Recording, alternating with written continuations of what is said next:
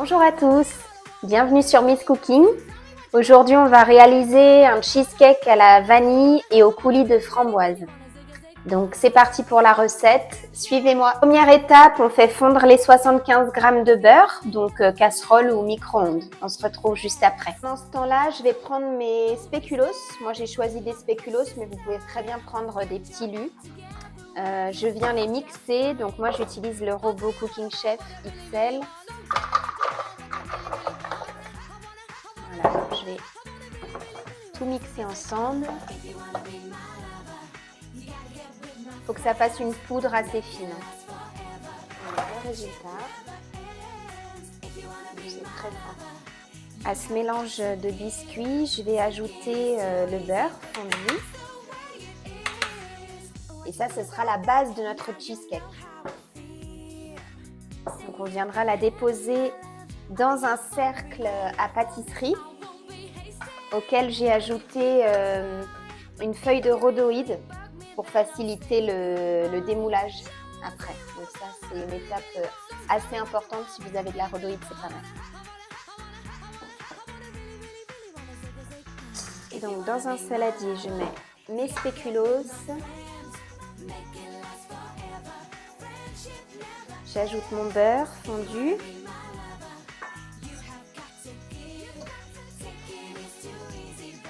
Je mélange le tout.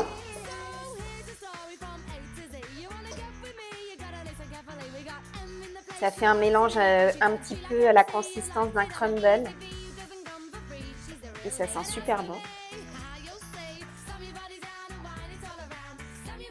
Voilà, une fois que le beurre a bien imprégné le biscuit, je vais le déposer tout simplement au fond de mon moule.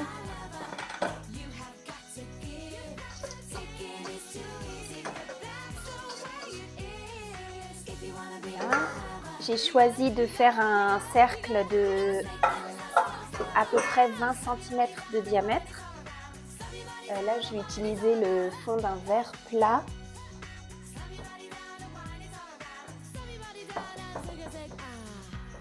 Pour bien tasser le cheesecake.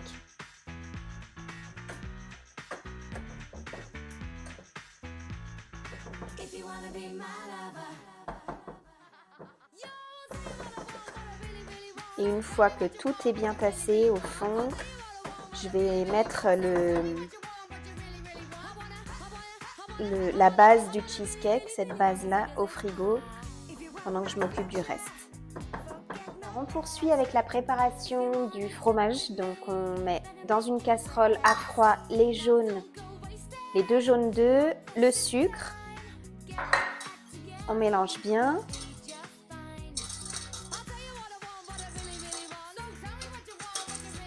On veut obtenir un mélange qui a bien blanchi. Voilà ce que ça donne. On ajoute la crème liquide et on peut allumer notre feu.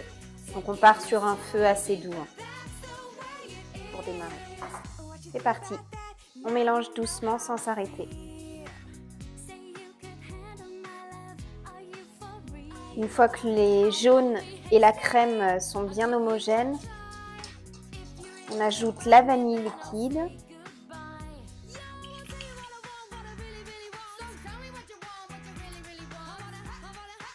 Voilà. Et moi, j'ai l'habitude de contrôler la cuisson avec un petit thermomètre de cuisine. Donc, si vous en avez un, une fois que vous êtes à 95 degrés, vous pouvez stopper la cuisson.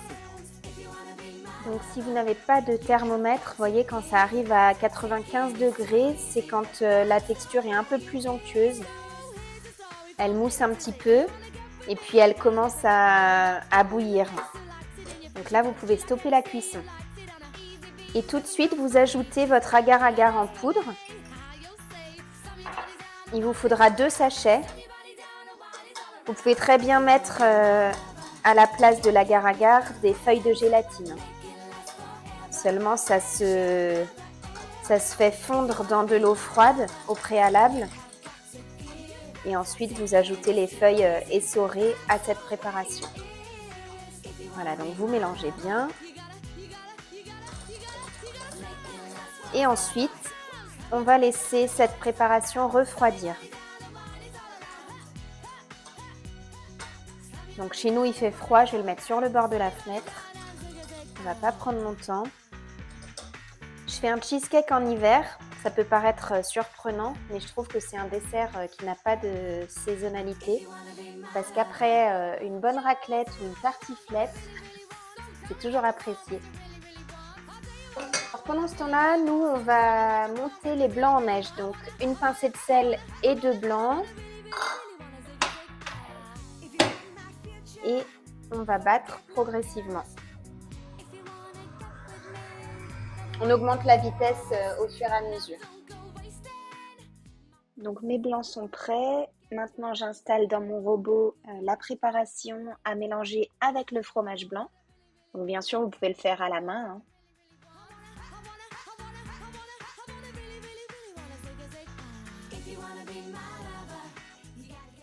Et une fois que mon mélange est bien homogène, je vais y ajouter les blancs en neige.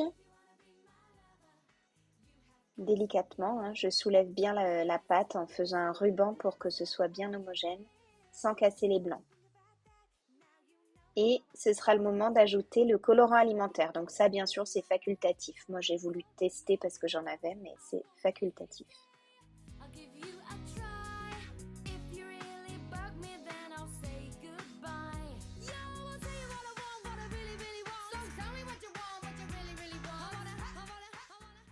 Une fois que le mélange est prêt, je viens le verser sur mon fond de gâteau, de cheesecake, sur mes biscuits. Et je le replace au frigo pour 3 à 4 heures.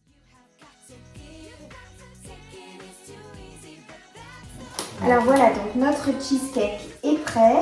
Donc j'enlève la feuille du contour. Donc moi j'ai laissé 3 heures au réfrigérateur.